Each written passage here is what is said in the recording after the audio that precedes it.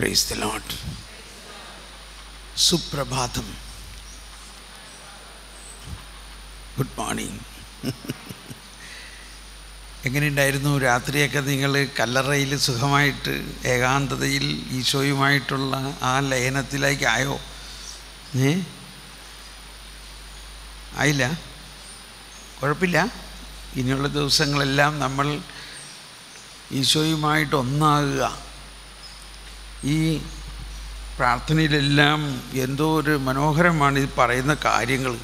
നമ്മൾക്ക് തോന്നി ഇതൊക്കെ നമ്മളെക്കുറിച്ച് തന്നെ ആണോ എന്ന് ഭയങ്കര സംശയമാണ്. ഇതൊക്കെ വല്ല വിശുദ്ധന്മാരുടെ കാര്യമായിരിക്കും ഇതിനകത്ത് പറയണല്ലേ. പല പ്രാവശ്യം ഇതിനകത്ത് എടുത്ത് പറയുന്ന ഒരു കാര്യമാണ്, ഞങ്ങളുടെ ശരീരങ്ങളെ ഉയർപ്പിക്കുകയും ആത്മാക്കളെ രക്ഷിക്കുകയും ചെയ്തു. ഇതെല്ലാം സംഭവിച്ച് കഴിഞ്ഞോ അതോ ഇനി സംഭവിക്കാനിരിക്കുന്നതാണോ? ഇപ്പോൾ ഇവിടെ ഇരിക്കുന്ന ആളുടെ മുഖത്തേക്ക് നോക്കി ഇവരുടെ ശരീരം ഉയർത്ത ആളാണോ ഇവിടെ ഇരിക്കണേ? നമ്മൾ ചിലവരെ പറയും ഈ കഴുതയോട് പറഞ്ഞിട്ട് മനസ്സിലാവണില്ല എന്നൊക്കെയാണ് ചിലവരോട് നമ്മൾ പറയണത്. എന്താ പറയണേ? ഈ കഴുതയോട് പറഞ്ഞിട്ട്. കേൾക്കണ ആൾ വിചാരിച്ചിട്ടുണ്ടാവും നല്ല കാര്യം, കർത്താവിനെ ചുമക്കാനുള്ളൊരു കഴുതയായിട്ട് എന്നെ അമ്മ പരിഗണിച്ചതിൽ നന്ദി പറയണം.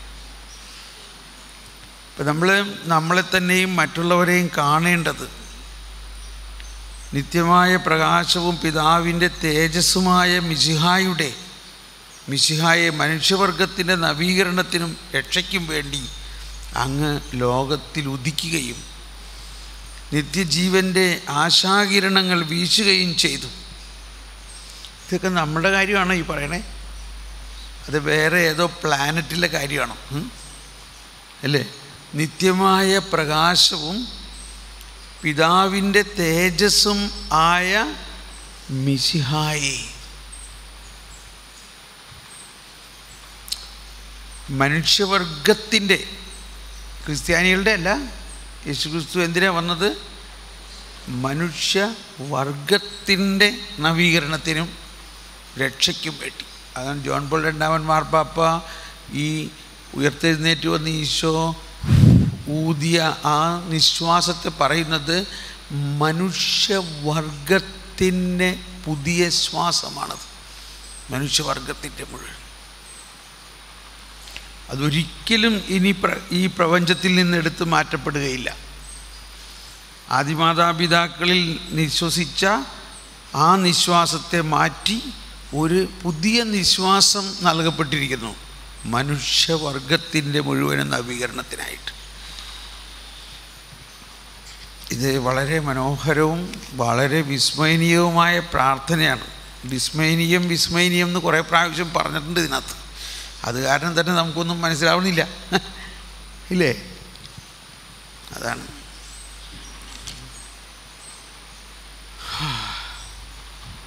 എവിടെയാണത്?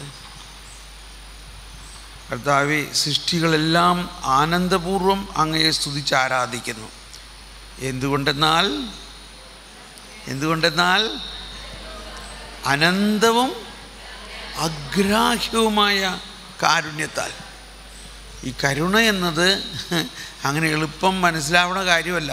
മനസ്സിലായിരുന്നെങ്കിൽ നമുക്ക് എളുപ്പം മറ്റുള്ളവരോട് കാണിക്കായിരുന്നില്ലേ? ഇതങ്ങനെ എളുപ്പം മനസ്സിലാവുന്ന കാര്യമല്ല. നമ്മൾ കരുണയുടെ കശവനെയൊക്കെ വെച്ച് പൂജിക്കുന്നുണ്ട് അല്ലെങ്കിൽ ആരാധിക്കുന്നുണ്ട്. അതുകൊണ്ടൊന്നും കരുണ കിട്ടില്ല. കരുണ കിട്ടണമെങ്കിൽ എന്ത് പറയണം?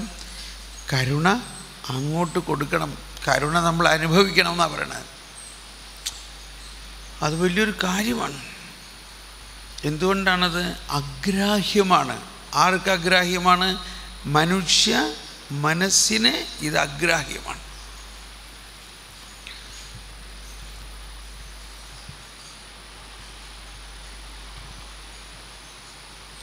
നീതിമാനും നല്ലവനും കരുണാനിധിയുമായ കർത്താവ്. എന്ത് കരുണാനിധി! എന്നിട്ട് നമ്മളോട് ഓരോരുത്തർ പെരുമാറുന്നതും നമ്മൾ മറ്റുള്ളവർ പെരുമാറുന്നതും കാണുമ്പോൾ ഈ കരുണാനിധിയായ കർത്താവ് എവിടെ പോയി ഇല്ലേ? ഒരു സംശയം. അതാണ് കരുണാനിധിയായ കർത്താവ്. അപ്പം ഇതൊക്കെ രാവിലെ പ്രാർത്ഥിക്കുന്നുണ്ടെങ്കിലും പുലരിപ്രഭയിൽ കർത്താവേ സാമോദം നിന്ദാസരിത സൃഷ്ടിക്കിലും ഇതെല്ലാം നമ്മൾ പ്രാർത്ഥിക്കുമ്പോൾ മനസ്സിലാകണം, നമ്മുടെ ഒരു കഴിവ് കൊണ്ടുമല്ല ഇതെല്ലാം സംഭവിക്കണേ. നമ്മുടെ ഒരു കഴിവ് കൊണ്ടുമല്ല. വീണ്ടും നമ്മൾ ആരെ പോലെ വരണം? ഏത് രാജാവിനെ പോലെ വരണം? കഴുതപ്പുറത്ത് വന്ന രാജാവ്. കഴുതപ്പുറത്ത് വന്ന രാജാവ്. ഓക്കെ. അപ്പോൾ ഈ മനോഹരമായ പ്രാർത്ഥനയിലൂടെയെല്ലാം നമ്മളിലേക്ക് വന്നിരിക്കുന്ന ഒരാശയം ഇതാണ്: പ്രകാശമാണ് ദൈവം. ഇല്ലേ? പല പ്രാവശ്യം നമ്മൾ കേട്ടു, ദൈവം പ്രകാശമാണ്, ദൈവം കരുണയാണ്, അതോടൊപ്പം ദൈവം അനന്തനായ ദൈവമാണ്. അതോടൊപ്പം മറ്റൊന്ന് നമ്മൾ കേട്ടത് പേജ് നമ്പർ 60. എന്താണ് പേജ് നമ്പർ 60? Page number 60.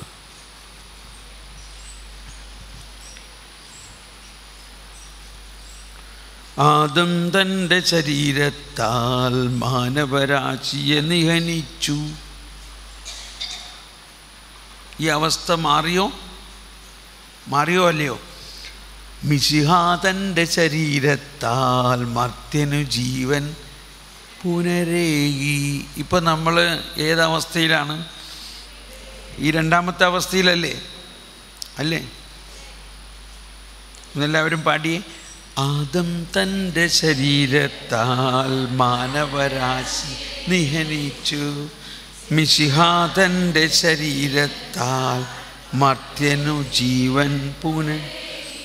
അപ്പോൾ ഇത് മനുഷ്യകുലത്തിന്, ആദം തൻ്റെ പാപം മൂലം മാനവരാശിക്ക് മുഴുവനും വരുത്തിയ ആ നിഹനം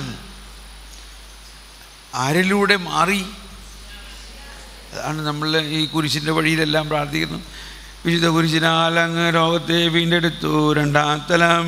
ഇങ്ങനെ നമ്മൾ പറഞ്ഞു പോവുകയാണ്. എന്താ ചെയ്തേ? വിശുദ്ധ കുരിശിനാൽ എന്ത് ചെയ്തു? ആരെ വീണ്ടെടുത്തു? മാനവരാശിയെ മുഴുവനും യേശു വീണ്ടെടുത്ത് കഴിഞ്ഞു.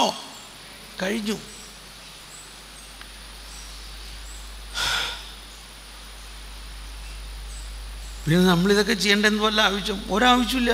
നമ്മൾ കർത്താവിന് നന്ദി പറഞ്ഞുകൊണ്ടിരുന്നാൽ മതി. അതാണ് കുർബാന. നന്ദി പറയുക. കർത്താവെല്ലാം ചെയ്ത് കഴിഞ്ഞിരിക്കണോ? അതിൻ്റെ ആ ട്രാൻസ്മിഷനാണ് നമ്മളിപ്പോൾ ചെയ്യേണ്ടത്. അത് വലിയൊരു പവർ ഹൗസ് ഉണ്ട്. ഇപ്പോൾ ഇടുക്കി ഡാമിൽ നിന്നുള്ള വെള്ളം വെച്ചുകൊണ്ട് ഒരു പവർ ഹൗസ് ഉണ്ടാക്കി. പവർ ഹൗസ് ഉണ്ടാക്കിയൊരു കാര്യമുണ്ടോ? ഈ പവർ ട്രാൻസ്മിഷൻ ലൈനുകളിലൂടെ എല്ലാ ഭവനങ്ങളിലേക്കും എത്തിക്കുന്ന ഒരു വ്യവസ്ഥിതി ഉണ്ടാക്കിയ, അതിനാണ് എക്കോണമി, വിതരണ സംവിധാനം. ആ വിതരണ സംവിധാനത്തിൻ്റെ വക്താക്കളാണ് നമ്മൾ ഓരോരുത്തരും. എല്ലാം ദൈവം ചെയ്തു കഴിഞ്ഞിരിക്കണം. നമ്മളൊന്നും ചെയ്യണ്ട. നമ്മൾ ചെയ്തു കഴിഞ്ഞതിനെ വിതരണം ചെയ്യുക എന്നതാണ്. ആദം തൻ്റെ ശരീരത്താൽ മാനവരാശിയെ, മിശിഹാ തൻ്റെ ശരീരത്താൽ മർത്യനു ജീവൻ പുനര്.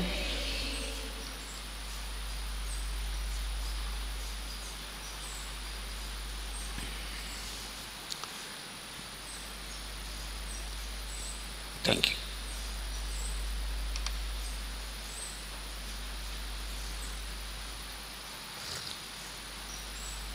നമുക്ക് അല്പസമയം ചില പ്രാർത്ഥനാ രീതികൾ ഞാൻ പഠിപ്പിക്കുകയാണ്. ഈശോ തന്നെ അല്ലെങ്കിൽ അപ്പസ്തോലന്മാർ ഈശോയോട് ആഗ്രഹിച്ച ഒരു കാര്യം എന്താ? ഞങ്ങളെ പ്രാർത്ഥിക്കാൻ പഠിപ്പിക്കണേ. ഇപ്പോൾ നമ്മളിവിടെ പ്രധാനമായിട്ടും ഒരു കർമ്മലിത്ത സ്പിരിച്വാലിറ്റിയുടെയും കൂടി ഒരു തരംഗത്തിലാണല്ലോ.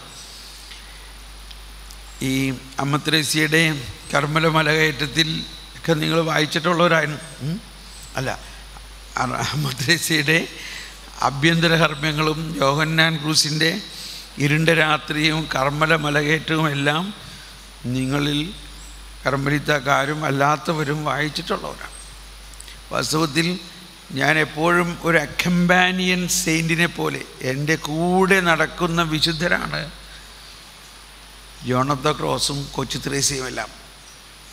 അല്ലെങ്കിൽ ഞാൻ അവരുടെ കൂടെ ഇടയ്ക്ക് ആ പുസ്തകത്തിൽ നിന്ന് ഒന്ന് തുറന്നു നോക്കും. ഒരുപാട് വായിച്ചാൽ ഒന്നും മനസ്സിലാവില്ല.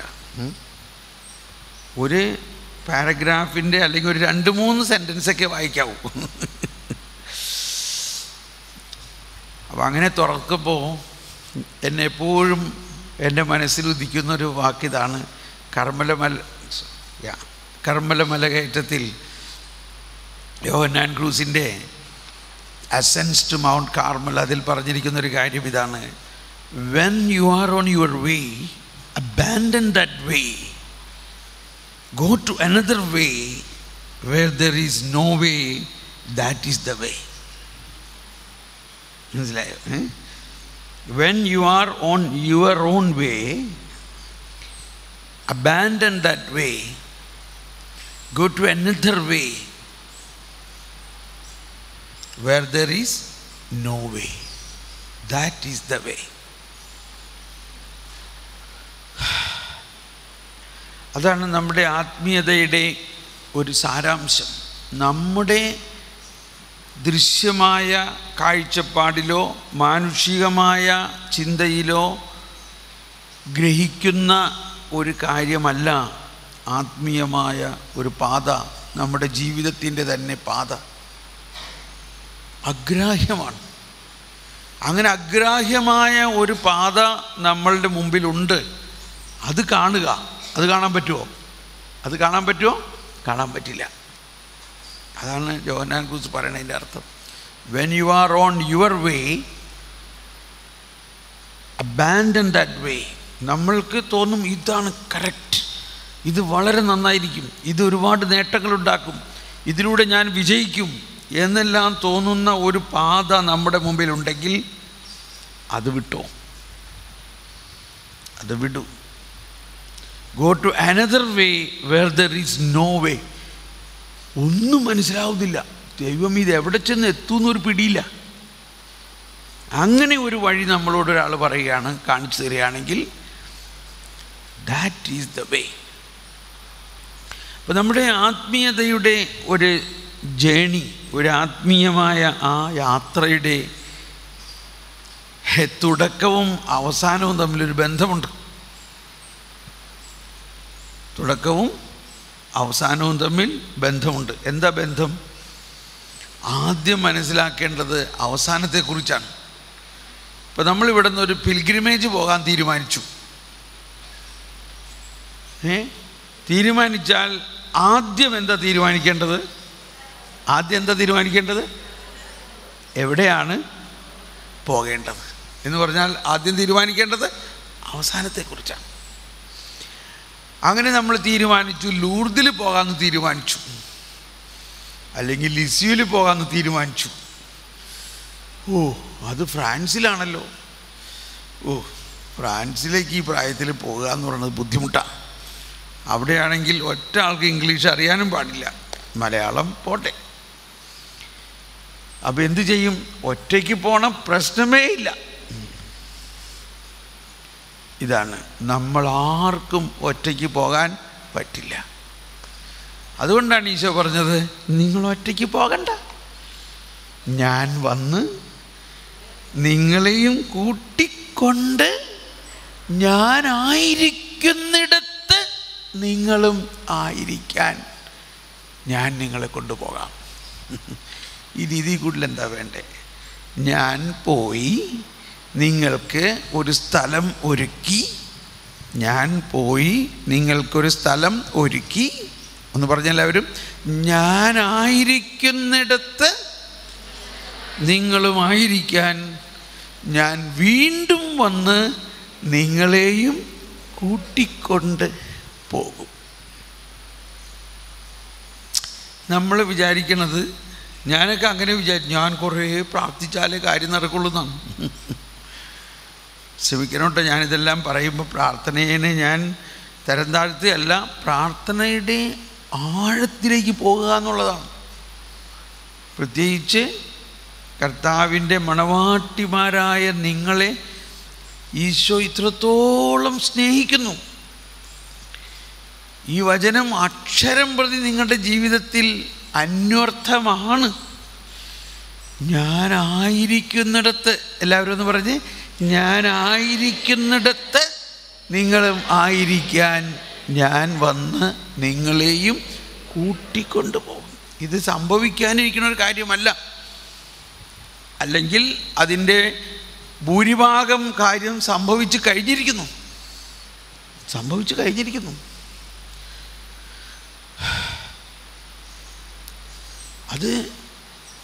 അത് അഗ്രാഹ്യമായതിൻ്റെ പേരിൽ നമുക്കത് മനസ്സിലാവുന്നില്ല. അപ്പോൾ നമ്മുടെ പ്രാർത്ഥനകളിൽ ഉണ്ടാകേണ്ട ഒരു വ്യത്യാസം വീണ്ടും ജോൺ ഓഫ് ദ ക്രോസിൻ്റെ കർമ്മലമല കയറ്റത്തിലെ വളരെ ലളിതമായൊരു കാര്യം. ഇപ്പോൾ നേരത്തെ പറഞ്ഞത് വളരെ കഠിനമായ ഒരു പ്രബോധനമാണെങ്കിൽ, അതാണ് ഭയങ്കര മനോഹാരിതയാണ് ഈ വിശുദ്ധരുടെ എല്ലാം. ചില സമയത്ത് അവർ പറയണ കേട്ടാൽ വളരെ ലളിതമാണ്, ചില സമയത്ത് അവർ പറയണ കേട്ടാൽ വളരെ കഠിനമാണെന്ന് നമുക്ക് തോന്നും കേട്ടോ. പക്ഷേ അതിൻ്റെ അകത്തേക്ക് കയറിയാൽ അത്ര കഠിനമൊന്നുമല്ല. അതിങ്ങനെയാണ്, ഒരു അമ്മ നല്ല വിഭവങ്ങളുണ്ടാക്കി. ഇപ്പം നമ്മുടെ നാട്ടിലെ അന്തരീക്ഷത്തിൽ നമ്മൾ പറയുകയാണെങ്കിൽ അമ്മ നല്ല മീൻകറി ഉണ്ടാക്കി. നിങ്ങൾക്ക് എന്ത് മീൻകറിയാണ് ഇഷ്ടം? നല്ല എരിവും പുളിയുമുള്ള മീൻകറി ഉണ്ടാക്കിയ അമ്മ. അങ്ങനെ ഉണ്ടാക്കി കഴിഞ്ഞപ്പോൾ അമ്മയ്ക്ക് തോന്നി, അയ്യോ ഇത് എൻ്റെ കൊച്ചു മകൾക്ക് ഇത് പറ്റില്ലല്ലോ, അവൾ ഇത്രയും എരിവുള്ള ഭക്ഷണം കഴിച്ചാൽ അവൾക്ക് അത് അവളുടെ ആരോഗ്യത്തിന് ഹാനിയാകും. അതുകൊണ്ട് അവൾക്ക് ഇത് കൊടുക്കാതെ അവൾക്ക് വേറെ ഒരു ഭക്ഷണം പാകം ചെയ്യണം. ഇപ്പോൾ ഡബിൾ ആക്ടിവിറ്റി ആയി ഇല്ലേ? അമ്മ വീണ്ടും ഷോപ്പിംഗ് ചെയ്തു, സാധനങ്ങൾ കൊണ്ടുവന്ന് കരിക്കരിഞ്ഞു, വീണ്ടും വേറൊരു കലത്തിൽ ഭക്ഷണമെല്ലാം ഉണ്ടാക്കി, വളരെ വാത്സല്യത്തോടെ ഭയങ്കര ആഗ്രഹവും സന്തോഷത്തോടെ ഇത് അവൾക്ക് നല്ല യോജിച്ചത്, അവളുടെ ആരോഗ്യത്തിനും അവളുടെ ആവശ്യമായ എല്ലാ പോഷകങ്ങളും ഉള്ള സമീകൃതമായൊരു ആഹാരം തയ്യാറാക്കി. യോഹന്നാൻ ക്രൂസ് പിതാവ് പറയുകയാണ്, എന്നിട്ട് ആ ഭക്ഷണമേശയിൽ വന്നപ്പോൾ ഈ കൊച്ചിന് ഇത് വേണ്ട. അമ്മ പറഞ്ഞു, നിനക്ക് വേണ്ടി ഞാൻ നല്ലൊരു ഭക്ഷണം ഉണ്ടാക്കിയിട്ടുണ്ട്, വേണ്ട, എനിക്ക് മമ്മിയും പപ്പയും കഴിക്കണത് മതി, എനിക്ക് മമ്മിയും പപ്പയും കഴിക്കണ ഭക്ഷണം മതി, എനിക്കിത് വേണ്ട. അയ്യോ മോളി, ഞങ്ങൾ ഈ മമ്മിയും പപ്പയും കഴിക്കുന്ന ഭക്ഷണം നീ കഴിച്ചാൽ നിൻ്റെ വയറേരിയും നിൻ്റെ തൊണ്ടേരിയും നിനക്കത് കഴിക്കാൻ പറ്റില്ല, അത് നിനക്ക് ദൂഷ്യമാകും.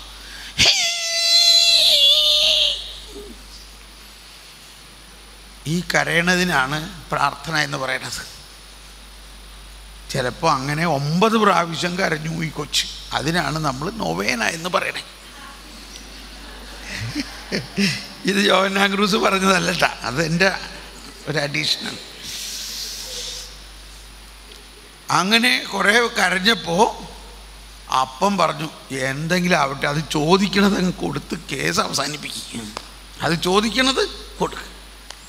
അതിനാണ് നമ്മൾ ഉദ്ദിഷ്ട കാര്യം സാധിച്ച് ഉപകാരസ്മരണ സത്യദീപത്തിലും എല്ലാ പേപ്പറുകളിലും ഉപകാരസ്മരണം ഉദ്ദിഷ്ട കാര്യം സാധിച്ചു, പ്രാർത്ഥന കേട്ടു, സാക്ഷ്യവും പറഞ്ഞു. സാക്ഷ്യം പറയണം കേട്ടോ, ഇല്ലെങ്കിൽ പിന്നെ ചിലപ്പോൾ കർത്താവ് തിരിച്ചു പിടിച്ചേക്കും. സാക്ഷ്യവും പറഞ്ഞു. ഇതാണ് കർമ്മല മലകയറ്റത്തിലെ വലിയൊരു പ്രാർത്ഥനയെക്കുറിച്ച് പുണ്യവാളൻ പറയണത് എന്താ? നമുക്ക് വേണ്ടി പിതാവ് ഉണ്ടാക്കി വച്ചിരിക്കുന്ന ആ വിശിഷ്ട വിഭവം അവിടെ തന്നെ ഇരിക്കുകയാണ് ഇപ്പോഴും. എന്തുകൊണ്ട്? നമ്മൾ അഗ്രാഹ്യമായ ആ പിതാവിൻ്റെ ദാനത്തെ മനസ്സിലാക്കാൻ പാടില്ലാത്തത് കൊണ്ട് നമ്മുടെ ഈ മനുഷ്യബുദ്ധിയിൽ രൂപം കൊണ്ട, മനുഷ്യ ഹൃദയത്തിൽ രൂപം കൊണ്ട, മനുഷ്യ മനസ്സിൽ രൂപം കൊണ്ട കുറേ കാര്യങ്ങൾക്ക് വേണ്ടി പ്രാർത്ഥിക്കുന്നു. സ്നേഹമുള്ളവരെ, ഇത് എൻ്റെ ജീവിതത്തെ വളരെയധികം സ്വാധീനിച്ച ഒരു വിഷയമാണ്. അതുകൊണ്ട് ഞാൻ വർഷങ്ങളായിട്ട് എൻ്റെ സ്വന്തം ആഗ്രഹങ്ങൾ പ്രാർത്ഥിക്കാറില്ല. ഞാൻ പറയും, പിതാവേ, അങ്ങ് എനിക്ക് വേണ്ടി ഒരുക്കിയിരിക്കുന്ന അതെനിക്ക് തായോ.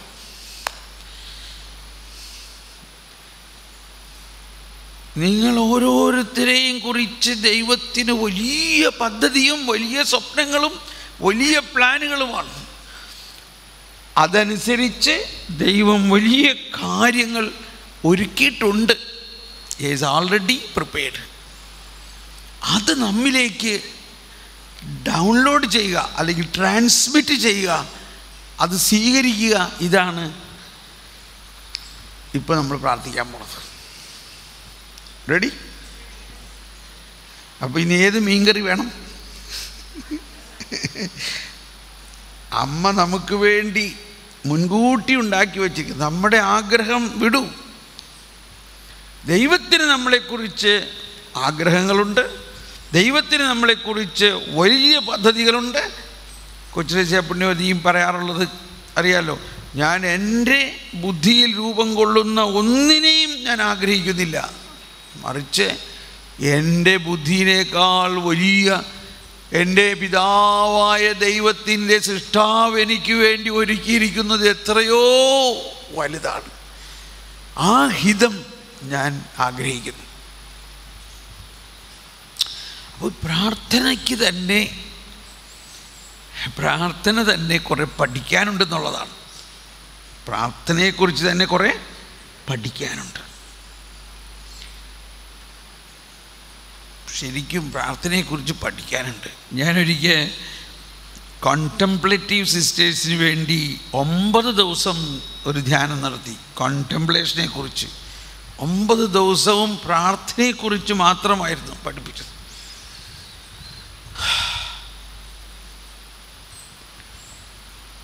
സ്നേഹമുള്ള സിസ്റ്റേഴ്സ്, പ്രാർത്ഥനയെക്കുറിച്ച് ആര് പഠിപ്പിക്കും? പറയും. പരിശുദ്ധാത്മാവ് തന്നെ പഠിപ്പിക്കും. ഈശോ നമ്മളെ പഠിപ്പിക്കും. അതാണ്. അങ്ങനെ നമ്മൾ പ്രാർത്ഥനയെക്കുറിച്ച് പഠിക്കാൻ തന്നെ ഒരു ആഗ്രഹം ഉണ്ടാകുമ്പോൾ തന്നെ ഈശോയ്ക്ക് സന്തോഷമായി, പരിശുദ്ധാത്മാവിന് സന്തോഷമാവും. അപ്പോൾ നമ്മൾക്ക് എല്ലാവർക്കും അറിയാവുന്നൊരു കാര്യമാണ്. എല്ലാവരും പറയാറുണ്ട് ഈശോ പഠിപ്പിച്ച പ്രാർത്ഥന. എന്താണ് ഈശോ പഠിപ്പിച്ച പ്രാർത്ഥന?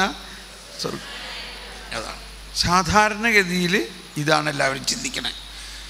എന്നാൽ ഈശോ പഠിപ്പിച്ച പ്രാർത്ഥനയുടെ ഒരു ഭാഗം മാത്രമാണ് സ്വർഗസ്ഥനായ പിതാവേ എന്നുള്ള പ്രാർത്ഥന.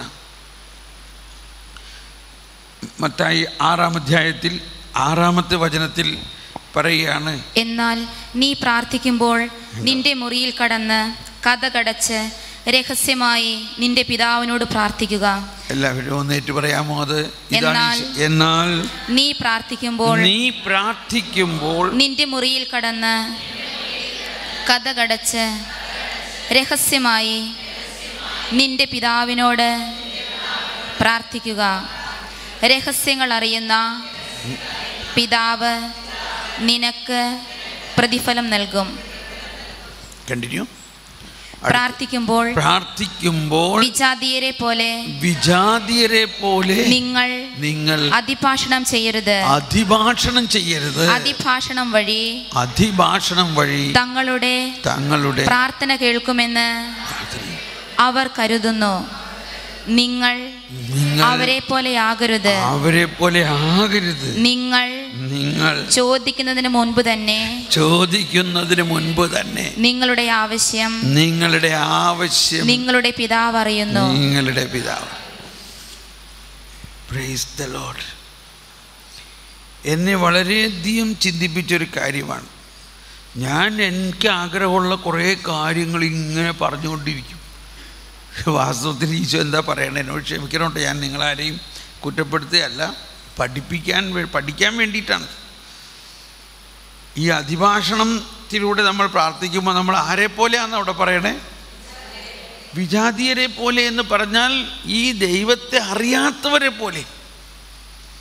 ദൈവം എല്ലാം ചെയ്തു തന്നിട്ടും, ആ ദൈവം നമ്മളിൽ വസിച്ചിട്ടും, ആ ദൈവത്തിൻ്റെ അനുഭവം നമുക്ക് നൽകിയിട്ടും അതിനെ ഒന്നും കണക്കിലെടുക്കാതെ ദൈവമായിട്ട് യാതൊരു ബന്ധമില്ലാത്ത ആൾക്കാരെ പോലെ നമ്മളായിപ്പോകുന്നു.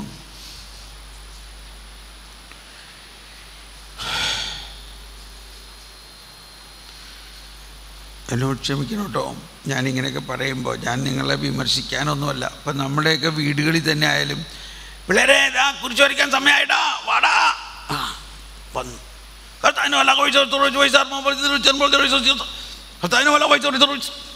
എന്ത് പ്രാർത്ഥിച്ചേ? ഇങ്ങനെ ഒരു മന്ത്രം പോലെ അല്ലെങ്കിൽ ഒരു യാന്ത്രികമായ പ്രാർത്ഥനകളാണ്.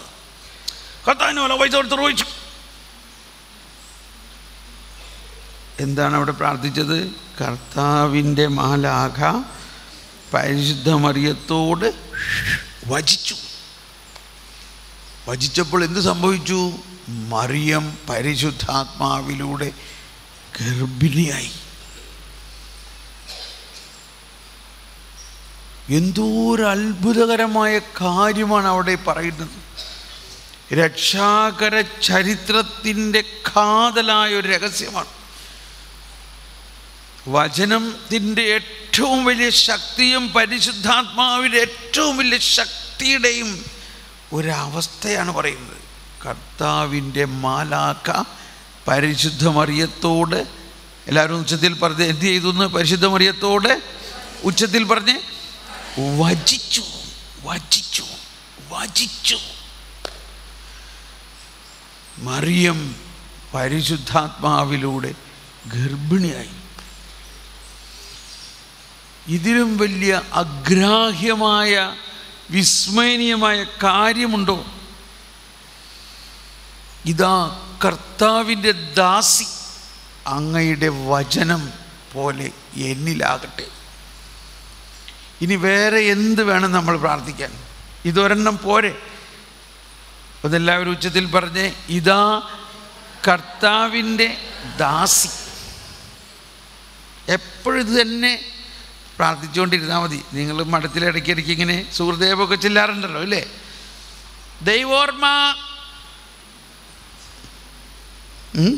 ഇപ്പോഴത്തെ കുഞ്ഞു കന്യാസ്ത്രീമാർക്കൊന്നും അറിഞ്ഞൂടാ, വലിയ അമ്മമാർ പറയാണ്. പണ്ടൊക്കെ അങ്ങനെയാണെന്നാണ് പറയാറ്. ഇടയ്ക്കിടയ്ക്ക് നോവീസ് മിസ്ട്രസ് അവിടെ നിന്ന് വിളിച്ചു പറയും. ഈ കൊച്ചു കന്യാസ്ത്രീമാർ ഇച്ചിരി കളിച്ച് ചിരിയൊക്കെ ചെയ്യുമ്പോൾ ഉടനെ വിളിച്ചു പറയും, ദൈവോർമ്മ. അതന്നുമല്ല, എപ്പോഴും വേണം. അങ്ങനെ ദൈവോർമ്മയ്ക്ക് പറ്റിയൊരു വചനമാണ് ഇതാ കർത്താവിൻ്റെ ദാസി. ഇപ്പം നമ്മൾ മഠത്തിൽ മുറ്റത്ത് പൂവിന് വെള്ളമൊഴിക്കുകയാണെങ്കിലും ഇതാ കർത്താവിൻ്റെ ദാസി, അങ്ങയുടെ വചനം പോലെ എന്നിൽ പൂർത്തിയാകണേ, അങ്ങയുടെ ഹിതം. അപ്പോൾ പ്രാർത്ഥനയുടെ ഏറ്റവും വലിയൊരു കാര്യം ഈ ആദ്യം പഠിപ്പിച്ചതാണ്. 5 കാര്യങ്ങൾ അതിനകത്തുണ്ട്. എവിടെ പ്രാർത്ഥിക്കണം, എങ്ങനെ പ്രാർത്ഥിക്കണം, എന്ത് പ്രാർത്ഥിക്കണം, എപ്പോൾ പ്രാർത്ഥിക്കണം, ആരോട് പ്രാർത്ഥിക്കണം. Thank you.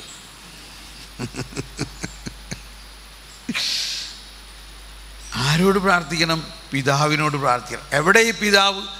ആകാശത്തിന് മുകളിലിരിക്കണ പിതാവാണോ? നമ്മൾ പണ്ടേ കുഞ്ഞുനാളിലെ മുതൽ നമ്മൾക്ക് കിട്ടിയിരിക്കുന്ന ഒരു ഭാവനകൾ ഇതാണ്. പിതാവിലെ കാർമേഘങ്ങൾക്ക് മുകളിലിരിക്കുന്നതായിട്ടാണ്. എന്നാൽ ഈശോ എന്താ പഠിപ്പിച്ചത്? നീ പ്രാർത്ഥിക്കുമ്പോൾ നിൻ്റെ മുറിയിൽ കടന്നു. എൻ്റെ ചെറുപ്പകാലത്തിലൊക്കെ അജ്ഞത കൊണ്ട് നമ്മുടെ വീട്ടിലൊരു ചെറിയ മുറി ഉണ്ടായിരുന്നു. ആ മുറിയിൽ കടന്ന് കഥ കടച്ചിരുന്ന് പ്രാർത്ഥിക്കും. ഈശോ അങ്ങനെയല്ലേ പറഞ്ഞേക്കണത് എന്ന് വിചാരിച്ചുകൊണ്ട്. പിന്നീട് ബുദ്ധിയും ബോധവും തെളിഞ്ഞപ്പോഴല്ലേ മനസ്സിലായത് ഇത് വീടിൻ്റെ അകത്തുള്ള ഒരു മെറ്റീരിയൽ മുറിയല്ല, ഒരു ലോകത്തിൻ്റെ മുറിയല്ല, ആത്മാവിൻ്റെ ഒരു മുറി നമ്മുടെ ആത്മാവിലുണ്ട്. ആ ഹൃദയത്തിൻ്റെ ശ്രീകോവിലിൽ വസിക്കുന്ന, അല്ലെങ്കിൽ ആ ശ്രീകോവിൽ എന്ന് പറയുന്നത് നമ്മുടെ ഹൃദയത്തിലാണ്. അവിടെ നമുക്ക് വേണ്ടി മാത്രം കർത്താവ് എഴുന്നള്ളിയിരിക്കുന്നു. നമുക്ക് വേണ്ടി മാത്രം, നമുക്ക് വേണ്ടി മാത്രം സ്വർഗം ഭൂമിയിലിറങ്ങി. നമുക്ക് വേണ്ടി മാത്രം, എനിക്ക് വേണ്ടി മാത്രം സ്വർഗം എൻ്റെ ഹൃദയത്തിൽ നൽകിയിരിക്കുകയാണ്.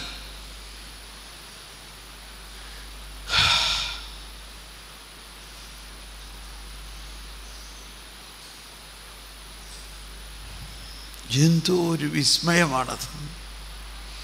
അതാണ് ഇരുണ്ട രാത്രിയുടെ സാരാംശം. ആ മുറിയിൽ കടന്ന് കതകടച്ചാൽ പിന്നെ എന്താണ് അവിടെ? ഒറ്റ വാക്കിൽ പറഞ്ഞ്, രാത്രിയാണ് അവിടെ. കനത്ത രാത്രി, ഒന്നും കാണാൻ പാടില്ല. ഒന്നും കാണാൻ പാടില്ല എന്ന് പറഞ്ഞാൽ അർത്ഥം എന്താണ്?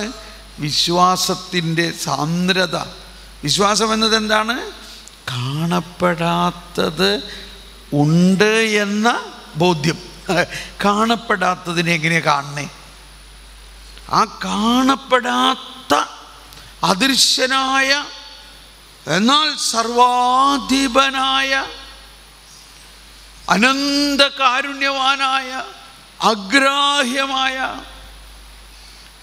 ആ കർത്താവ് അവിടെ എഴുന്നള്ളിയിരിപ്പുണ്ട്. പക്ഷെ നമുക്ക് കാണാൻ പാടില്ല. ഒന്ന് കൈവീശി കാണിച്ച്.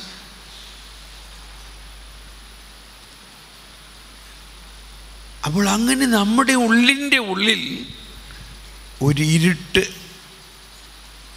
ആ ഇരുട്ട്, അന്ധകാരം എന്ന് പറയുമ്പോൾ പെട്ടെന്ന് നമുക്ക് ചിന്ത ഉണ്ടാകാൻ പോകുന്നത് എന്തോ പൈശാചികതയാണ്. Absolutely not. അത് സങ്കീർത്തനം 119 പിന്നീട് വിവരിക്കാം. അതിൽ ഉള്ള ഒരു വാക്കിതാണ്, ഭാഷണമില്ല. 19 119 അല്ല 19, 119 അല്ല 19.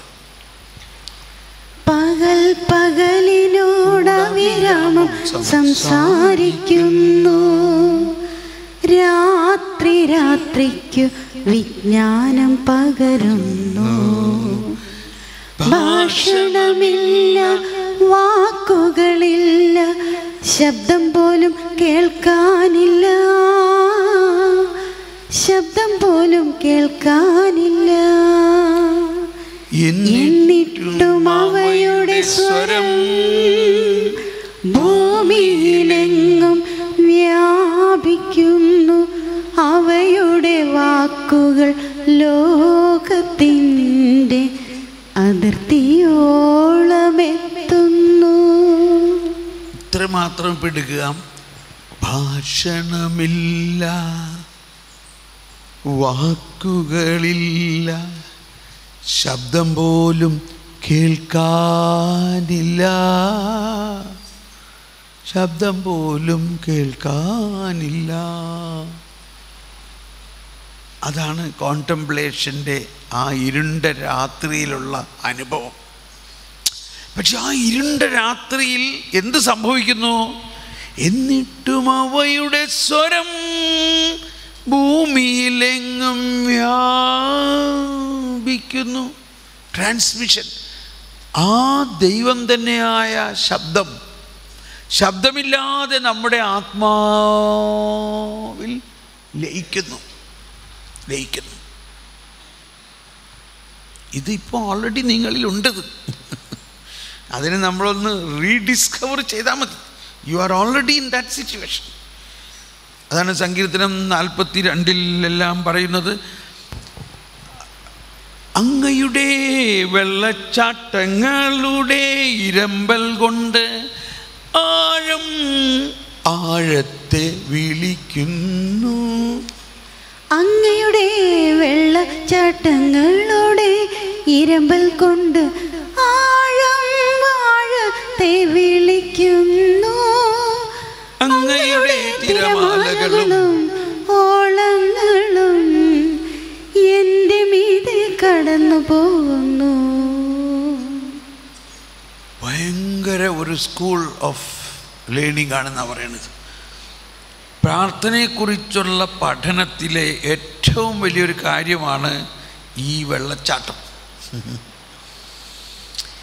നമ്മൾ ഈ ആനാമ്പള്ളമൊക്കെ തെളിച്ച് പരിചയമുള്ളതിൻ്റെ പേരിൽ കർത്താവിൻ്റെ കൃപ പരിശുദ്ധാത്മാവ് ഇങ്ങനെ ആനാവെള്ളം തെളിക്കണ മാതിരി എന്നാണ്.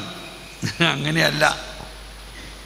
ആനാവെള്ളം തെളിക്കണതിനെ കുറ്റം പറയല്ല. It is not like a sprinkling, it is like a torrent. ഒരു വെള്ളച്ചാട്ടം പോലെയാണ് ദൈവത്തിൻ്റെ മുൻകൈയെടുക്കൽ നമ്മളിൽ പ്രവർത്തിക്കും. ദൈവത്തിൻ്റെ മുൻകൈയെടുക്കൽ. അങ്ങയുടെ വെള്ളച്ചാട്ടങ്ങളുടെ ഇരമ്പൽ കൊണ്ട് ആഴത്തെ വിളിക്കുന്നു. ഈ ആദ്യത്തെ ആഴമാണ് ദൈവത്തിൻ്റെ മുൻകൈയെടുക്കലാണ്. അങ്ങയുടെ ആ ദൈവത്തിൻ്റെ കൃപയും കരുണയും സ്നേഹവും വാത്സല്യവും നമ്മുടെ ആത്മാവിലേക്ക് ഒരു വെള്ളച്ചാട്ടം പോലെ അങ്ങ് ഒഴുകി നമ്മുടെ ആത്മാവിൻ്റെ ആഴങ്ങളിലേക്ക് വരുമ്പോൾ നമ്മുടെ ആത്മാവിന് ദൈവത്തോട് ആഴമായ ആഗ്രഹം തീരും. ഒന്ന് കരങ്ങളുയർത്തി ഒന്ന് സ്തുതിച്ചേ. യേശുവേ സ്തോത്രം, യേശുവേ നന്ദി, പരിശുദ്ധാത്മാവേ നന്ദി, ഓ പരിശുദ്ധാത്മാവേ നന്ദി. Hallelujah, hallelujah, hallelujah.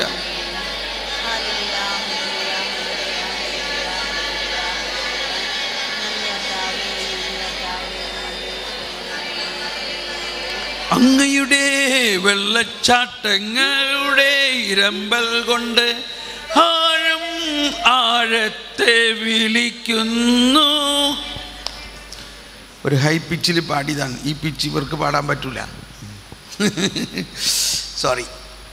പ്രാർത്ഥനയുടെ 2-3 രഹസ്യങ്ങളാണ് ഇപ്പോൾ നമ്മൾ കേട്ടത്. ഒന്ന്, പ്രാർത്ഥന ഉത്ഭവിക്കുന്നത് മനുഷ്യനിൽ നിന്നല്ല, ദൈവത്തിൽ നിന്നത്രേ. കാറ്റഗിസം 2560 ഖണ്ഡികയിൽ നിന്ന് കേൾക്കാം. ദൈവത്തിന്റെ ദാനം എന്താണെന്ന് നീ അറിഞ്ഞിരുന്നെങ്കിൽ വെള്ളം തേടി നാം എത്തുന്ന കിണറ്റിങ്കൽ വച്ചാണ് പ്രാർത്ഥനയാകുന്ന മഹാവിസ്മയം നമുക്ക് അനാവൃതമാകുന്നത്. എല്ലാവരും ഒന്ന് ശ്രദ്ധിക്കണം. അവിടെ ഓരോ മനുഷ്യജീവിയെയും കണ്ടുമുട്ടാൻ ക്രിസ്തു വന്നു ചേരുന്നു. അവിടുന്നാണ് ആദ്യം നമ്മെ തേടി വന്ന് നമ്മോട് ദാഹജലം ആവശ്യപ്പെടുന്നത്. യേശുവിന് ദാഹിക്കുന്നു.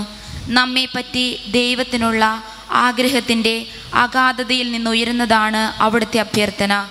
നാം മനസ്സിലാക്കിയാലും ഇല്ലെങ്കിലും ദൈവത്തിൻ്റെ ദാഹവും നമ്മുടെ ദാഹവും തമ്മിലുള്ള സമാഗമമാണ് പ്രാർത്ഥന. നാം ദാഹിക്കണമെന്ന് ദൈവം ദാഹിക്കുന്നു. അതിൻ്റെ ആദ്യത്തെ വചനം ഒന്ന് സാവധാനം വായിച്ച്. പ്രാർത്ഥന എന്ന മഹാവിസ്മയം അല്ലേ? വായിച്ച്. ദൈവത്തിൻ്റെ ദാനം എന്താണെന്ന് നീ അറിഞ്ഞിരുന്നെങ്കിൽ വെള്ളം തേടി നാം എത്തുന്ന കിണറ്റിങ്കൽ വച്ചാണ് പ്രാർത്ഥനയാകുന്ന മഹാവിസ്മയം നമുക്ക് അനാവൃതമാകുന്നത്. അതോ 2560 ഈ നമ്പറൊക്കെ ഒന്ന് കുറിച്ചിട്ടോ. കാറ്റഗിസം ഓഫ് കാത്തലിക് ചർച്ച് മതബോധന ഗ്രന്ഥത്തിലെ, കത്തോലിക്ക മതബോധന ഗ്രന്ഥത്തിലെ 2560 ഖണ്ഡികയിലാണ് ഇത്. ഈ മതബോധന ഗ്രന്ഥത്തിൻ്റെ 4-ാം ഭാഗമായ ക്രിസ്തീയ പ്രാർത്ഥനയുടെ രഹസ്യങ്ങളെക്കുറിച്ച് വർണ്ണിക്കുന്ന ഒരു പ്രധാന പ്രബോധനമാണ്. ദൈവത്തിൻ്റെ ദാനമെന്തെന്ന് നീ അറിഞ്ഞിരുന്നെങ്കിൽ. ഈശോ കിണറ്റിൻകരയിലേക്ക് വന്നു. കണ്ടോ, വീണ്ടും നമ്മൾ ഇന്നലെ പറഞ്ഞ ആശയമാണ്. സമരിയാക്കാരി ഈശോയെ അന്വേഷിച്ചു പോയോ അതോ ഈശോ അവളെ അന്വേഷിച്ചു വന്നോ? സിയോൻ പുത്രി, നിന്റെ രാജാവ് കഴുതപ്പുറത്ത് നിന്റെ അടുക്കലേക്ക് വരുന്നു. നിന്റെ അടുക്കലേക്ക്, നിന്റെ അടുക്കലേക്ക്, നമ്മൾ ഓരോരുത്തരുടെ അടുക്കലേക്ക്. ഒരു കാര്യം പറഞ്ഞോട്ടെ കേട്ടോ, ഇന്നത്തെ ഒരു ദിവസമാണ് ഈ ധ്യാനത്തിൽ നിങ്ങൾ ഏറ്റവും ബുദ്ധിമുട്ടുള്ള ദിവസം. ഉറക്കം വരും, വയറുവേദന എടുക്കും, തലവേദന എടുക്കും, നെഞ്ചുവേദന എടുക്കും. ഇവിടെ നിന്ന് ഓടി എവിടെന്നെങ്കിലും പോയാൽ മതി. പറക്കാൻ ചിറകുണ്ടായിരുന്നെങ്കിൽ ഞാൻ പറന്നു പോയിനെ എന്ന സങ്കീർത്തനമൊക്കെ നിങ്ങൾക്ക് ഓർമ്മ വരും. അതുകൊണ്ട് ഇന്ന് വൈകുന്നേരം വരെ ഇത് ഉണ്ടാവും. ഒന്നാമത്തെ കാര്യം, രാവിലെ തന്നെ പ്രഭാത പ്രാർത്ഥനയിൽ തന്നെ നിങ്ങൾ കേട്ടു, അഗ്രാഹ്യമാണ് കാര്യം. എന്താണ് അഗ്രാഹ്യമാണ്. നമ്മൾ ഈ ചിന്തിക്കണ മാതിരി ഒന്നും അല്ല കാര്യത്തിൻ്റെ കിടപ്പ്. അതുകൊണ്ട് തന്നെ ഇതാകെ തെറ്റിപ്പറ്റിയല്ലോ. ഈ ധ്യാനത്തിന് ഈ മനസ്സിലാകാൻ പറ്റാത്ത കാര്യങ്ങൾ പഠിക്കാൻ നമ്മൾ വന്നിട്ട് എന്താ കാര്യം? എന്താ വേണ്ടത്? നിങ്ങൾക്ക് എളുപ്പം മനസ്സിലാവണത് വേണോ? അതോ നിങ്ങൾ എന്നും കേട്ട് പരിചയമുള്ളത് വേണോ? അതോ ഇന്നേവരെ കേൾക്കാത്തത് വേണോ? പറയും. എന്താ വേണ്ടേ? നിങ്ങൾ ഇനിയും പാല് കുടിക്കണോ? അതോ ഇച്ചിരി കട്ടിയുള്ള ഭക്ഷണം കഴിക്കണോ? എന്ത് വേണം? അപ്പം അതുകൊണ്ട് കുറച്ച് ശ്രദ്ധിച്ചൊക്കെ ഇരുന്നു. എന്നാലും വളരെ ബുദ്ധിമുട്ടായിരിക്കും ഈ ആദ്യത്തെ ഒരു ദിവസം. അതാണ് ഇതിൻ്റെ ഒരു കിടപ്പ്. അതുകൊണ്ട് നിങ്ങൾക്കൊരു മുൻകരുതൽ തരികയാണ്. ഇച്ചിരി ബുദ്ധിമുട്ടി തന്നെ നമുക്കിത് കേൾക്കണം. Price the Lord.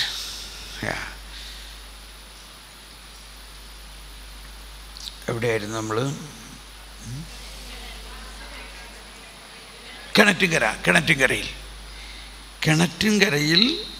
ആ കിണറ്റിൻകര എന്ന് പറയുന്നത് വലിയൊരു കാര്യമാണ്. എന്നെ ആകർഷിച്ചത് ജർമ്മൻ ഭാഷയിലാണ്. റെൻഡർ ദ ബ്രൂണൻ, അതായത് കിണറ്റിൻകരയിൽ എന്നുള്ള വാക്കിന് ജർമ്മൻ, എനിക്കത് ശരിക്കും പറയാൻ അറിഞ്ഞുകൂടാ, എന്നാലും കേൾക്കുമ്പോൾ ഭയങ്കര ഒരു സന്തോഷമാണ്. കിണറ്റിൻകര എന്ന് പറഞ്ഞ എല്ലാവരും കിണറ്റിൻകര ഒന്നുകൊണ്ട് ഉച്ചത്തിൽ പറഞ്ഞേ, കിണറ്റിൻകര. ഇടയ്ക്കൊന്ന് കിണറ്റിൻ്റെ കരയിലൊക്കെ പോയി നിന്നോ, സൂക്ഷിക്കണേ, അങ്ങോട്ട് തെറ്റി വീഴരുത്. കിണറ്റിൻകരയിൽ വെച്ചാണ് പ്രാർത്ഥനയെന്ന മഹാവിസ്മയത്തെ ഈശോ വെളിപ്പെടുത്തിയത്. അവിടെ ആരോട് പ്രാർത്ഥിക്കുന്നു? അവിടെ പ്രാർത്ഥിക്കുന്നു? ആരാണ് ആദ്യം ചോദിക്കുന്നത്? ഈശോ ചോദിക്കുന്നു. ആരോട് ചോദിക്കുന്നു? ഈ സമരിയാക്കാരിയോട്. എന്ത് ചോദിക്കുന്നു? എനിക്ക് കുടിക്കാൻ തരിക. ഒന്നെല്ലാവരും പറഞ്ഞേ, എനിക്ക് കുടിക്കാൻ തരിക. നമ്മൾ ആ കിണറ്റിൻകരയിൽ നിൽക്കുകയാണെന്ന് സങ്കല്പിക്കുക. നിൽക്കുകയാണെന്ന് തന്നെ സങ്കല്പിക്കുക. നമ്മളിത്തിരി കർക്കട മുഷ്ടിക്കാരാണ് കേട്ടോ. ആ സമരിയാക്കാരിയുടെ സ്വഭാവം ഒന്ന് നോക്കി. ഏത് സാധാരണ മനുഷ്യർ പോലും ഇച്ചിരി വെള്ളം ചോദിച്ചു വന്നാൽ കൊടുക്കും, ഇല്ലേ? എന്നാൽ ഇവള് പറയാണ് ഇല്ല. Rigid nature. പരസ്നേഹത്തിൻ്റെ ഏറ്റവും അധപ്പതിച്ച മാനുഷിക അവസ്ഥയാണ് അവിടെ പ്രതിപാദിക്കുന്നത്. അവിടെ ആ ഒരു സമരിയാക്കാരി എന്നൊരു വ്യക്തി അല്ല, അവിടെ മനുഷ്യ വംശത്തെ മുഴുവനുമാണ് അവിടെ സിംബോളൈസ് ചെയ്യുന്നതെന്നാണ് വിശുദ്ധ അഗസ്തീനോസ് പറയുന്നത്.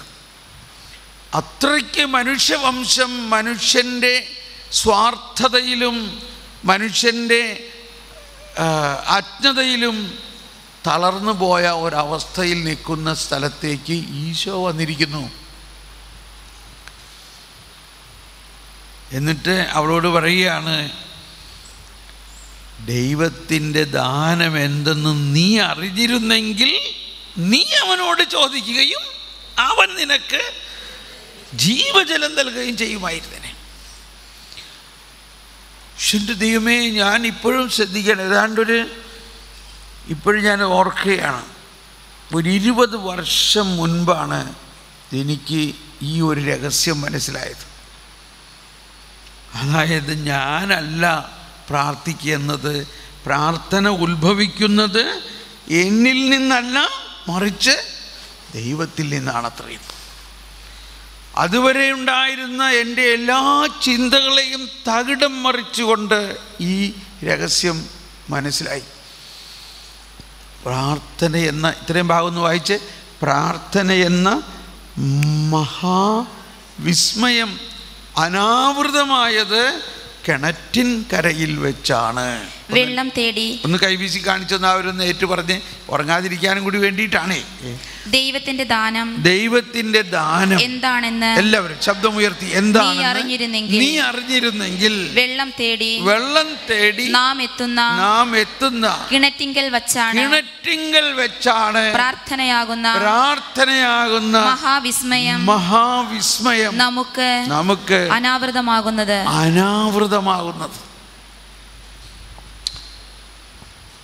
ഞാനൊരു ഒരു സംഭവം പറയാം. ഒരു കന്യാസ്ത്രീയുടെ കഥയാണ് കേട്ടോ.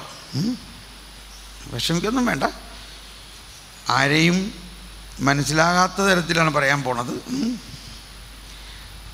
അപ്പോൾ ആ സിസ്റ്റർ ആ നാട്ടിലെ വളരെ പ്രസിദ്ധമായ ഒരു സിസ്റ്ററാണ്, പ്രിൻസിപ്പളൊക്കെ ആയിരിക്കാം. പക്ഷേ അങ്ങനെ ഇരിക്കെ അവർക്ക് ഒരു മനം മാറ്റം. അവർക്ക് തോന്നുകയാണ് ഇതല്ല എൻ്റെ വിളി. അപ്പോൾ അവരുടെ പുറകെ കോളേജിലോ സ്കൂളിലോ വരുന്ന ഒരു അധ്യാപകൻ നടക്കുന്നുണ്ടായിരുന്നു. അയാളുടെ സ്നേഹം കുറച്ച് അനുഭവിച്ചപ്പോൾ അവർക്ക് തോന്നി ഞാൻ ഇതെല്ലാം വിട്ട് വിവാഹം കഴിച്ച് ജീവിക്കാൻ. അങ്ങനെ അവരങ്ങ് അത് പ്രഖ്യാപിക്കുകയാണ്. സുപ്പീരിയേഴ്സിന് ഇതെല്ലാം കേട്ടിട്ട് തല കറങ്ങണമായി തോന്നുകയാണ്. കാരണം ഇത്രയും പ്രസിദ്ധയായ സിസ്റ്റർ ആ നാടിൻ്റെ ഏറ്റവും വളരെയധികം എല്ലാവരും ബഹുമാനിക്കുന്ന സിസ്റ്റർ, മഠത്തിലും അവർ മഠം വിട്ട് പോയാലുണ്ടാകാവുന്ന സ്കാൻഡൽ എല്ലാവരും ഉപദേശിച്ചു. ജനറാളമ്മ ഉപദേശിച്ചു, പ്രൊവിൻഷ്യൽ ഉപദേശിച്ചു, ജനറാളമ്മ ഉപദേശിച്ചു, കൗൺസിലേഴ്സ് ഉപദേശിച്ചു, അവസാനം ബിഷപ്പ് വരെ ഉപദേശിച്ചിട്ട് അവർ പറഞ്ഞു ക്ഷമിക്കണം, ഞാൻ എടുത്ത തീരുമാനിച്ചു തന്നെയാണ്.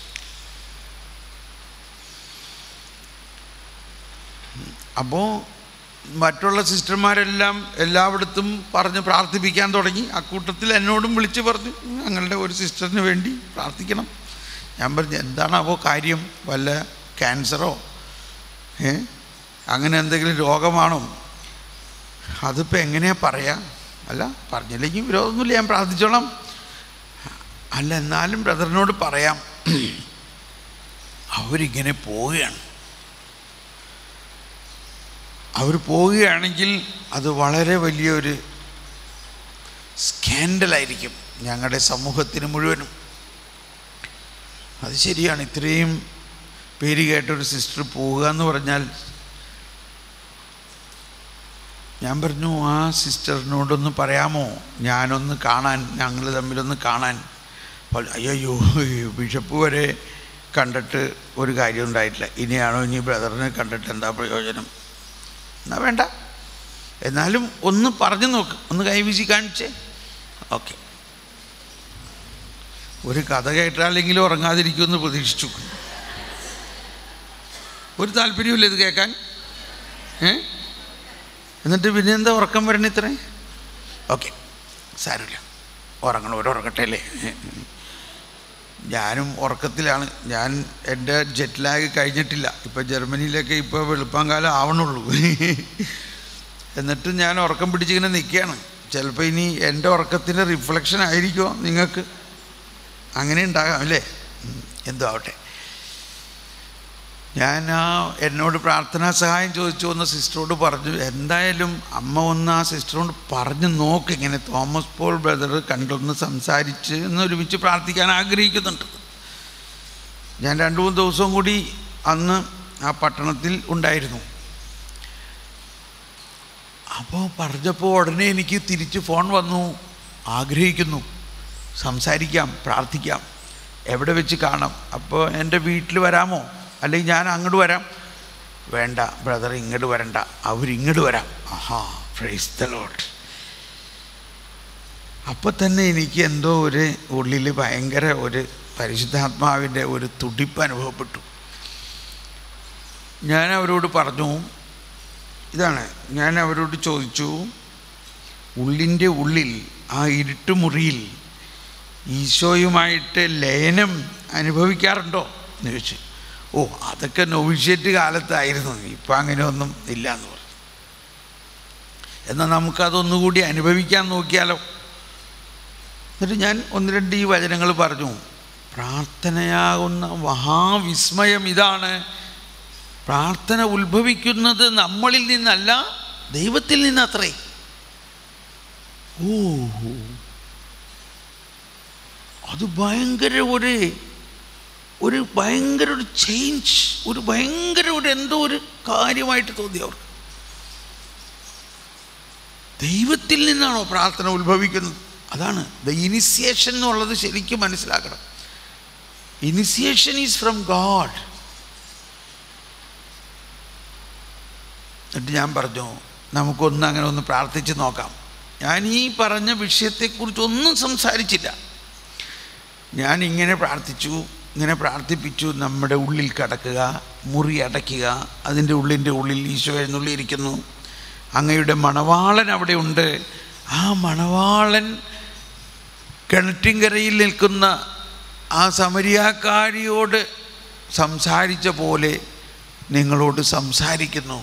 ദൈവത്തിൻ്റെ ദാനം എന്തെന്ന് അറിഞ്ഞിരുന്നുവെങ്കിൽ എനിക്ക് ദാഹിക്കുന്നു.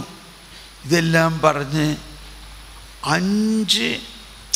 10 മിനിറ്റിനകത്ത് ഈ സിസ്റ്ററിന് ആ ഇന്നർ യൂണിയൻ ഉണ്ടായി എന്നുള്ളതാണ്. ശരിക്ക് ഇന്നർ യൂണിയൻ, ആ ഇൻറ്റിമസി, ആ ലയനത്തിലേക്ക് വന്നു.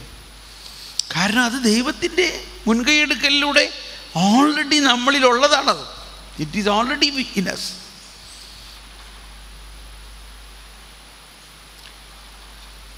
എന്നിട്ട് 10 മിനിറ്റ് ഞാൻ അവരെ ആ ലയനത്തിലിരുത്തി, ഇങ്ങനെ പ്രാർത്ഥിപ്പിച്ച ആ ലയനത്തിൽ ഇങ്ങനെ ഇരുന്നു.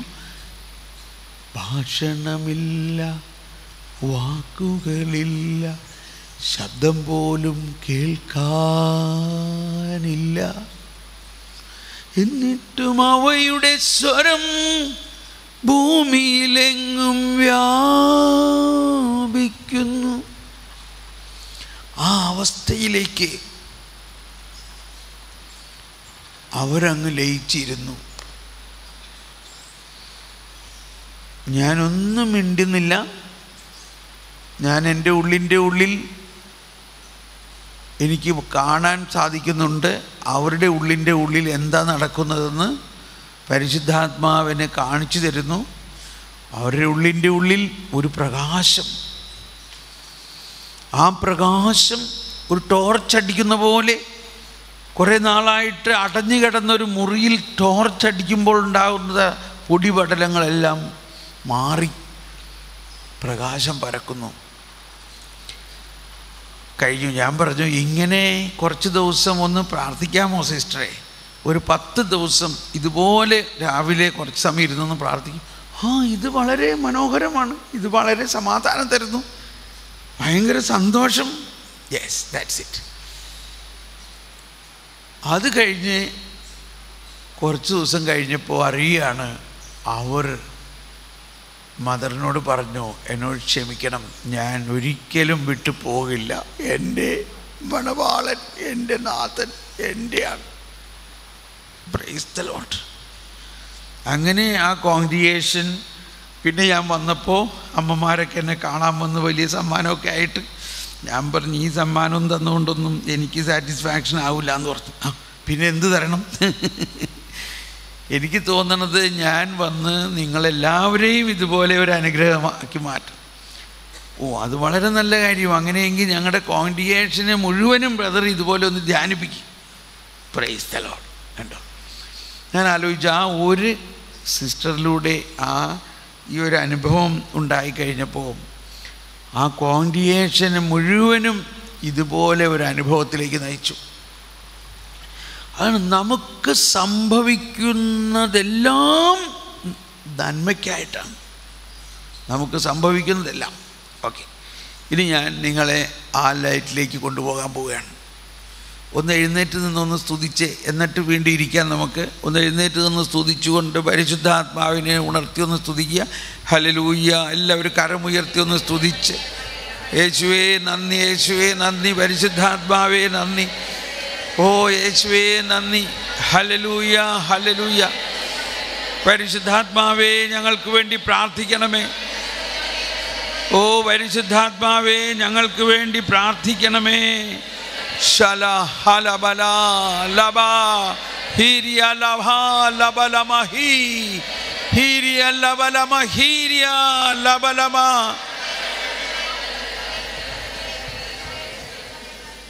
നമുക്കിരിക്കാം. ഇനി നിങ്ങളുടെ പുസ്തകങ്ങളെല്ലാം മാറ്റിവെച്ച്, ഇപ്പോൾ ആരും ഒരു നോട്ടും എഴുതണ്ട. എന്താണ് ഈ പറയുന്ന വാക്കുകളൊന്നും ശ്രദ്ധിക്കേണ്ട കാര്യമായിട്ട് ഉള്ളിൻ്റെ ഉള്ളിൽ കടക്കുക. ഈശോ പറഞ്ഞു, ഇതാണ് ഈശോ പഠിപ്പിച്ച പ്രാർത്ഥനയുടെ ആദ്യ ഭാഗം.